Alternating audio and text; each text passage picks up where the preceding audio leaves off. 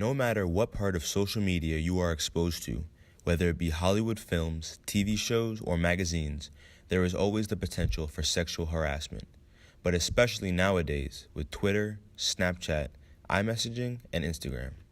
I think it's sort of like a thing that we have as a culture, not just here in the U.S., but everywhere, where we sort of, tell men to be very aggressive in getting a mate almost, or wife or a dating partner. Face to face or on social media, he knows what sexual harassment looks like. Owen is a 17-year-old New Jersey high school student. I think if someone's off put by something, it's more sexual harassment than of a kind response per se, or a compliment. I feel like guys do it more, where it's like that's something in their friend groups or like out in public, like would get a reaction and that gets applauded. 16-year-old Grace attends school in New Jersey.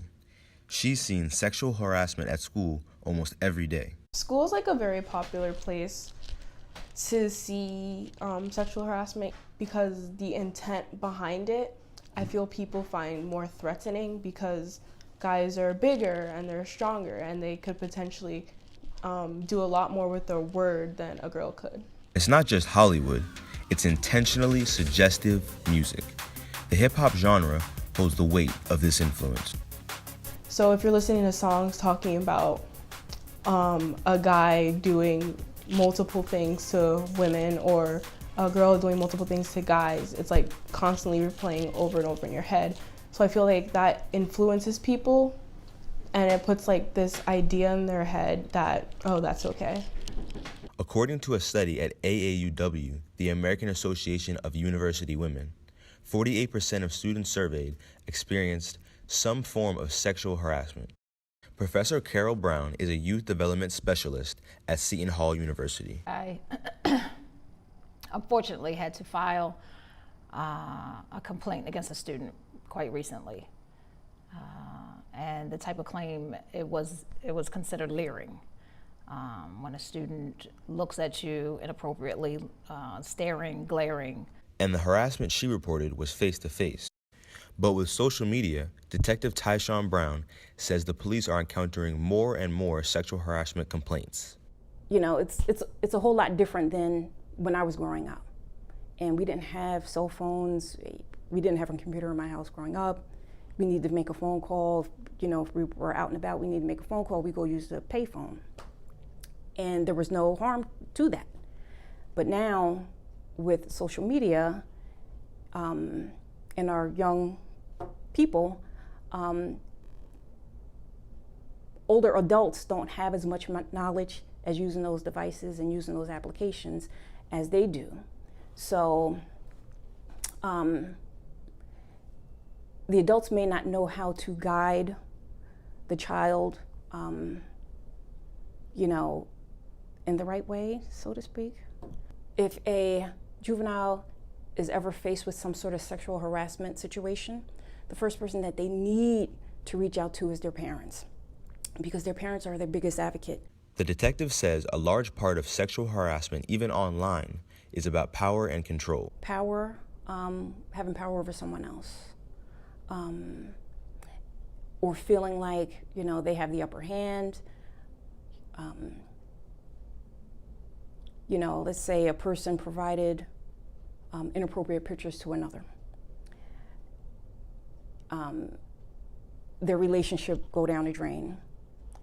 That person, may say, look, I got these pictures, you don't want to be with me anymore, I got these pictures, I could disclose them everywhere, all right? That's an example of, and if the person continues to do that, that's an example of, harassment. There are other examples. He put his hand on my left thigh,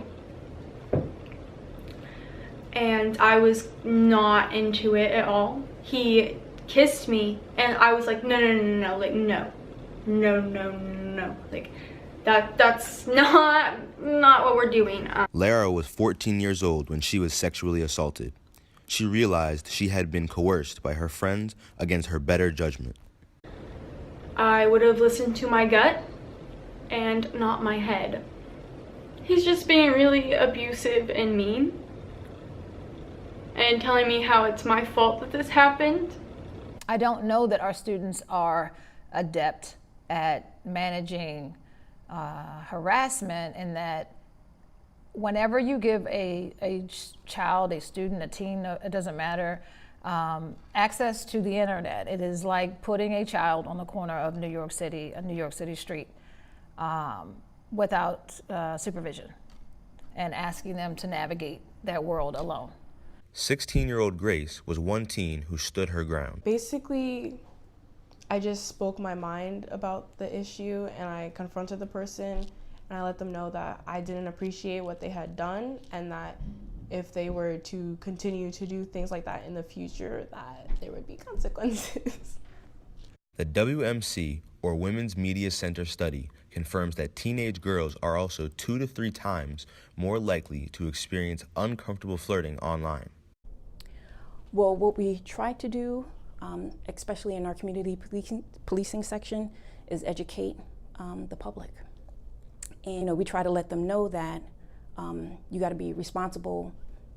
Once you hit that send button, that stuff is out there and there's no way of getting it back. I think our society has given the green light for so long for it to be sexualized, and organizations and institutions, business, industry like music, they're just following the trends of culture.